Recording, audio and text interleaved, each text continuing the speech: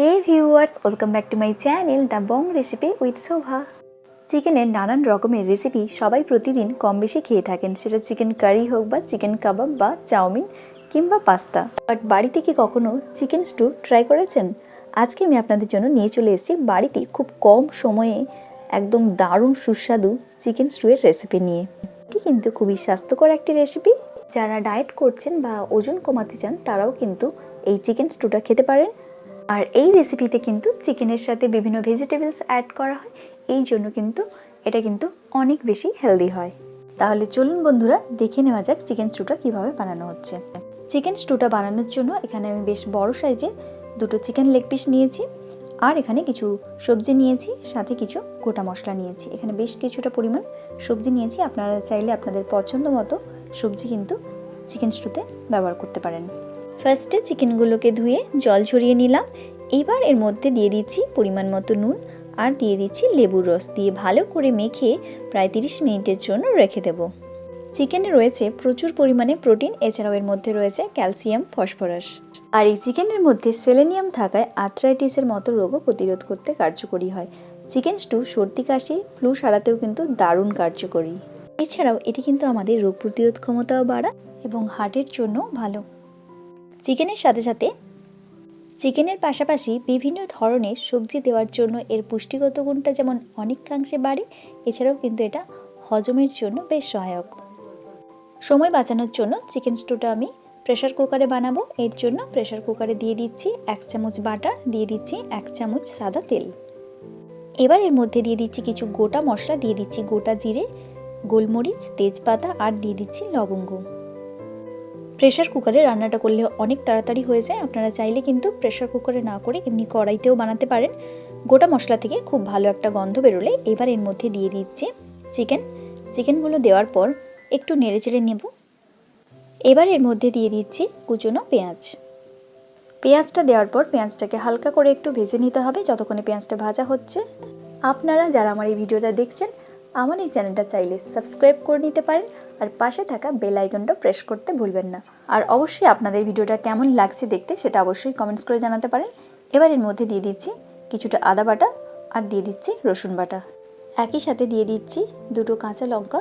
ঝালের পরিমাণটা আপনারা যদি একটু ঝাল পছন্দ করেন তাহলে কিন্তু ঝালের পরিমাণটা একটু বাড়িয়ে নিতে পারেন। এবার এর মধ্যে দিয়ে দিচ্ছি স্লাইস করে কেটে নেওয়া একটা মিডিয়াম সাইজের আলু, দিচ্ছি স্লাইস করে কেটে নেওয়া পেঁপে। এক্ষেত্রে এটা যদি আপনারা কোনো ডায়াবেটিক পেশেন্টের জন্য বানিয়ে থাকেন তাহলে কিন্তু আলুটা স্কিপ করতে পারেন। দিয়ে দিচ্ছি পরিমাণ মতো লবণ আর খুব সামান্য পরিমাণ দিয়ে দিচ্ছি হলুদ গুঁড়ো, দিয়ে খুব ভালোভাবে মশলার সাথে কষিয়ে নিতে হবে। আপনারা যদি স্টুটা একটু হোয়াইট টাইপের রাখতে চান তাহলে কিন্তু হলুদটা স্কিপ করতে পারেন, বাট আমি সবসময় প্রেফার করি হলুদ গুঁড়োটা দেওয়ার। এবার এর মধ্যে এক এক করে বাকি সবজিগুলো দিয়ে দেবো। দিয়ে দিচ্ছি স্লাইস করে কেটে নেওয়া গাজর, দিয়ে দিচ্ছি এইভাবে কেটে নেওয়া কুমড়ো। এবার এর মধ্যে দিয়ে দিচ্ছি বাকি যে সবজিগুলো আছে, দিয়ে দিচ্ছি সবুজ মটর, কালারফুল বেল পেপার, ব্রকলিও কিন্তু এই স্টুতে আপনারা চাইলে দিতে পারেন। খুব ভালোভাবে সবজি, চিকেন, মশলা খুব ভালোভাবে কষিয়ে নিচ্ছি। এবার এর মধ্যে দিয়ে দিচ্ছি পরিমাণ মতো জলের পরিমাণটা এখানে আমি একটু বেশি পরিমাণে দিয়েছি। নর্মালি যে গ্রেভি বানানো হয় তার থেকে অনেকটাই বেশি দিয়েছি।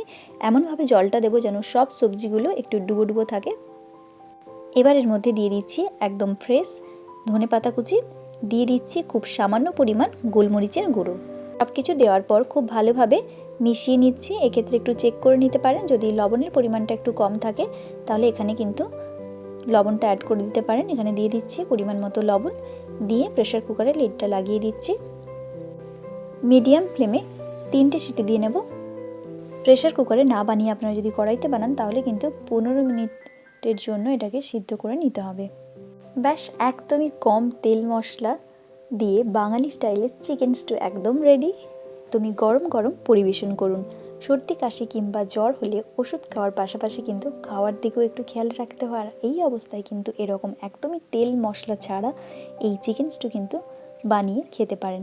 আপনারা চাইলে কিন্তু এখানে একটু হালকা সার্ভ করার পর লেবুর রস অ্যাড করতে পারেন।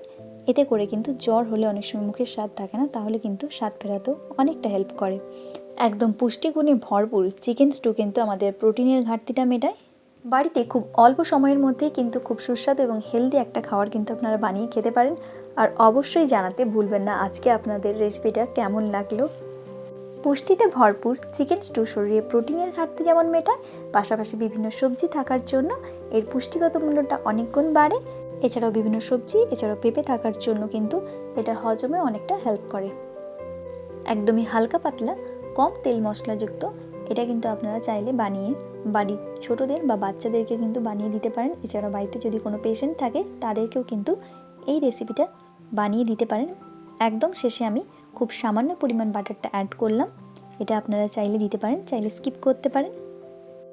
ভিডিওটির শেষে আমি রেসিপির ডিটেলস দিয়ে দেবো, আপনারা চাইলে দেখে নিতে পারেন।